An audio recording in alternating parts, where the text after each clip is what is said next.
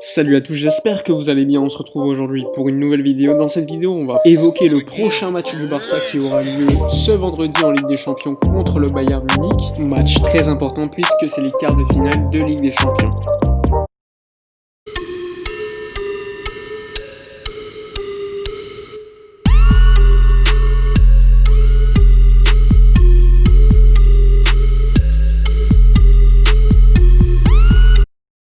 On pouvait le présager avant la qualification du Barça contre le Napoli. Le Barça était quasiment sûr d'affronter le Bayern Munich qui s'est amusé contre Chelsea, que ce soit au match aller ou encore au match retour. Le Barça va probablement affronter la meilleure équipe d'Europe actuellement avec peut-être Manchester City, même si personnellement je pense que le Bayern Munich est un peu plus au-dessus que Manchester City, notamment parce que j'estime que la défense munichoise est beaucoup plus solide que celle de l'équipe anglaise. Franchement, je vais pas vous mentir, je pensais que le Bayern Munich allait décliner il y a 2 ans, mais finalement ils ont réussi à reconstruire leur effectif, à signer des joueurs très intéressants de manière très intelligente. Et aujourd'hui, quand on regarde leur 11 titulaires, ils ont quand même un effectif pléthorique, peut-être le meilleur effectif d'Europe, sans compter le banc où il y a des joueurs très intéressants. Je pense notamment à un joueur comme Tolisso ou encore Lucas Hernandez, qui sont même des joueurs très intéressants en sortie de banc. Mais ce qui est plus remarquable, c'est la force collective que démontre le Bayern à chaque match. Par exemple, le match contre Chelsea, le Bayern était largement qualifié avant le match, et malgré ça, malgré une domination au score, ils ont continué à presser, à vouloir être protagonistes dans le jeu jusqu'à la fin du match. Concernant leur dispositif, assez globalement, ils jouent en 4-2-3-1 avec notamment un double pivot avec Kimmich et Thiago Alcantara. Après, à voir si Thiago Alcantara va être au milieu associé avec Goretzka ou non, puisque Kimmich, à mon avis, va repasser à droite vu l'absence de Pavard. En tout cas, contre Chelsea, Kimmich a bien joué à droite. Normalement, au numéro 10, il y aura Müller, et sur les côtés, on pourra voir à gauche Perisic et à droite Gnabry, et en numéro 9, sans aucun doute, Robert Lewandowski, qui est aujourd'hui selon moi le meilleur neuf du monde et qui prouve à chaque match pourquoi c'est un joueur de grande classe. Normalement, en défense centrale, il y aura bien David Alaba à gauche et Boateng à droite. Boateng est sorti contre Chelsea avec une petite blessure,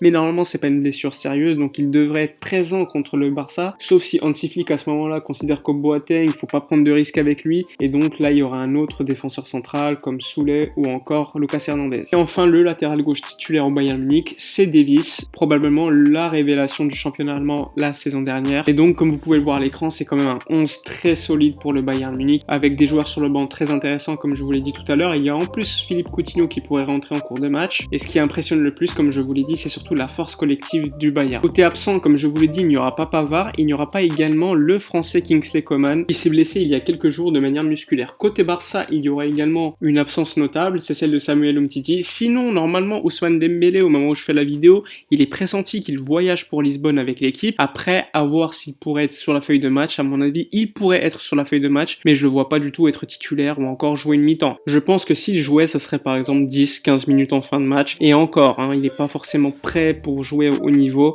et ça serait peut-être prendre un risque. De toute façon, Quique Setien va parler avec le joueur, ils vont prendre une décision ensemble pour voir s'il est prêt pour jouer quelques minutes contre le Bayern Munich dans l'éventualité où le Barça serait en difficulté. Concernant le 11 que va mettre en place Quique Setien contre le Bayern Munich, c'est compliqué d'être définitif, mais je pense qu'il va mettre ce 11, donc Marc-André Ter Stegen au but, à gauche Jordi Alba, en défense centrale Clément Lenglet et Gérard Piqué, à droite Sergi Roberto, en numéro 6 Sergio Busquets, accompagné de Frenkie de Jong et Arturo Vidal, et franchement, ça m'étonnerait même pas qu'ils mettent Sergi Roberto pour faire un milieu à 4, et ainsi ne pas titulariser Ansu Fati et Griezmann en attaque et laisser Luis Suarez et Lionel Messi tout seuls contre la défense munichoise. Après, personnellement, ce serait pas du tout mon 11. Mon 11, ce serait plutôt Nelson Semedo à droite, en défense centrale Clément Lenglet, Gérard Piqué, à gauche Jordi Alba, en numéro 6 Sergio Busquets, accompagné de Frenkie de Jong et Riqui Puig, en attaque Lionel Messi, Luis Suarez et Ansu Fati. Certains vont me dire pourquoi Riqui Puig il est encore très jeune, mais pour moi ça veut rien dire quand on voit par exemple que Pep Guardiola contre le Real Madrid a lancé Phil Foden et qu'il a performé, que le jeune Cacré de l'OL s'est amusé avec la Juventus. Pour moi il n'y a aucune raison pour ne pas titulariser Riqui Puig qui a été le meilleur relayeur du Barça sur la fin de saison, et donc je demande à Quique Setien qu'il prenne certains risques, mais je pense pas qu'il va les prendre, il va faire attention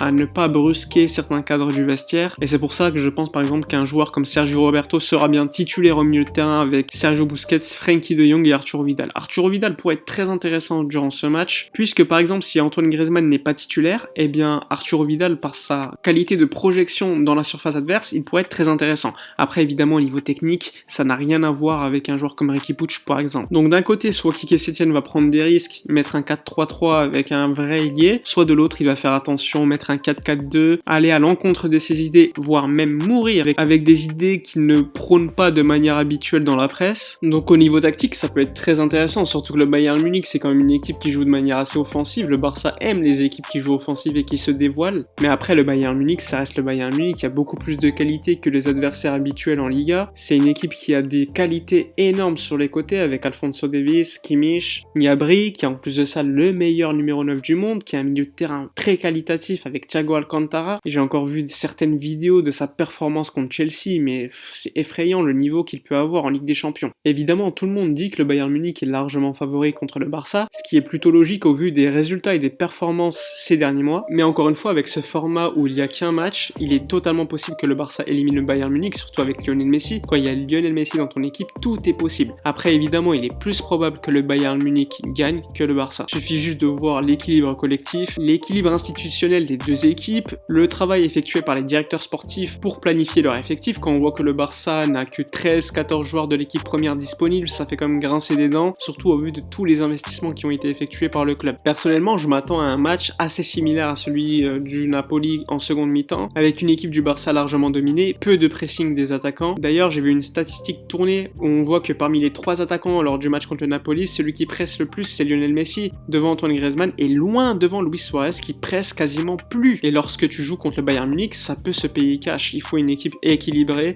avec des joueurs qui travaillent. Et on peut donc se demander si les problèmes physiques de Luis Suarez ne seraient pas donc problématiques pour ce match. Et donc s'il faudrait pas finalement le laisser sur le banc et pourquoi pas le laisser rentrer en fin de match. Après évidemment ce sera pas le cas. Il faut se dire qu'à mon avis l'équipe aujourd'hui est en autogestion. Quique Setien met juste les 11 sur le papier, ne veut pas forcément aller à l'encontre du vestiaire. Il veut d'une certaine manière rassembler. Je pense qu'en cas de catastrophe industrielle contre le Bayern Munich, il serait viré sur le champ, étant donné que le vestiaire depuis déjà quelques mois ne veut plus travailler avec lui ni avec son staff. D'une certaine manière, une grosse défaite contre le Bayern Munich pourrait peut-être pousser la direction à retravailler l'effectif, à virer certains joueurs qui n'ont plus le niveau, d'une certaine manière comme la Juventus de Turin qui aujourd'hui fait le ménage. Mais bon, ne soyons pas dupes, la vraie reconstruction à mon avis débutera lors de l'année 2021. En tout cas, moi j'espère quand même que le Barça va se qualifier contre le Bayern Munich, même si ça va être compliqué. Et en plus de cela, si on se qualifie contre le Bayern, juste derrière, normalement, t'as Manchester City, donc encore une fois, un gros poisson. Quand tu analyses l'effectif et le 11 du Bayern Munich, t'as quand même du mal à voir certains points faibles que l'équipe peut avoir. Quand tu vois la ligne défensive, t'as quand même Kimmich, Alphonso Davies, Neuer, David Alaba qui est aujourd'hui l'un des meilleurs défenseurs centrales du monde, en tout cas sur la saison passée, et Jérôme Boateng qui n'est pas non plus à son niveau de 2015, mais qui reste un défenseur central plutôt intéressant. Franchement, à part peut-être Perisic et Goretzka, je vois pas de joueurs en dessous au Bayern Munich, et en plus de cela, Goretzka, on peut dire tout ce qu'on veut, mais ça reste un joueur plutôt intéressant, et Perisic, c'est pas non plus un joueur de merde, ça reste quand même un joueur plutôt intéressant. Et je pense quand même que c'est les deux joueurs qui sont en dessous par rapport aux autres joueurs du Bayern Munich. Donc on peut se poser la question, est-ce que Quique Setien va vouloir avoir le ballon contre le Bayern Munich, dominer le milieu de terrain allemand composé de Thiago Alcantara, Goretzka, Müller, ou encore leur laisser l'initiative de ballon et partir en contre? Mais avec nos joueurs, j'ai du mal à voir quand même l'équipe partir en contre, surtout qu'en face, t'as quand même Alphonso Davies qui est très rapide, donc ça laisse plutôt perplexe. Après, évidemment, je pense que le Bayern Munich va vouloir jouer très offensif et va dominer le ballon, et du coup, le Barça va devoir d'une certaine manière, comme lors du match contre Villarreal, même si Villarreal est largement en dessous du Bayern, il faudra profiter des espaces laissés dans la défense du Bayern pour être efficace. À mon avis, l'efficacité va être très importante, il faudra pas non plus gâcher les occasions qu'on aura, puisque je pense quand même que le Bayern va marquer contre le Barça. Les derniers affrontements qu'il y a eu entre le Barça et le Bayern, c'était en 2015 en Ligue des Champions. Le Barça s'était qualifié grâce à un match aller exceptionnel de Messi 3-0 et au match retour une défaite 3-2, et le résultat était déjà fait à la mi-temps avec le doublé de Neymar, mais bon, ça remonte quand même à 5 ans. Le Bayern est plutôt resté à un niveau plutôt équivalent, alors que le Barça, je pense, a décliné. Enfin bref, malgré tout, j'espère que le Barça va se qualifier, même si ça va être compliqué. On verra bien ce qui va se passer lors de ce match. J'espère que Quique Setien va prendre des risques, quitte à perdre, quitte à se faire virer juste après, qu'il prenne des risques et qu'il montre qu'il en a dans le pantalon, même si je pense pas qu'il va prendre des risques. Enfin bref, c'est la fin de la vidéo, j'espère qu'elle vous a plu. N'hésitez pas à donner votre avis en commentaire, de partager, de liker. Abonnez-vous à la chaîne si ce n'est toujours pas fait. Moi, je vous dis à la prochaine et d'ici là, comme d'habitude, portez-vous bien.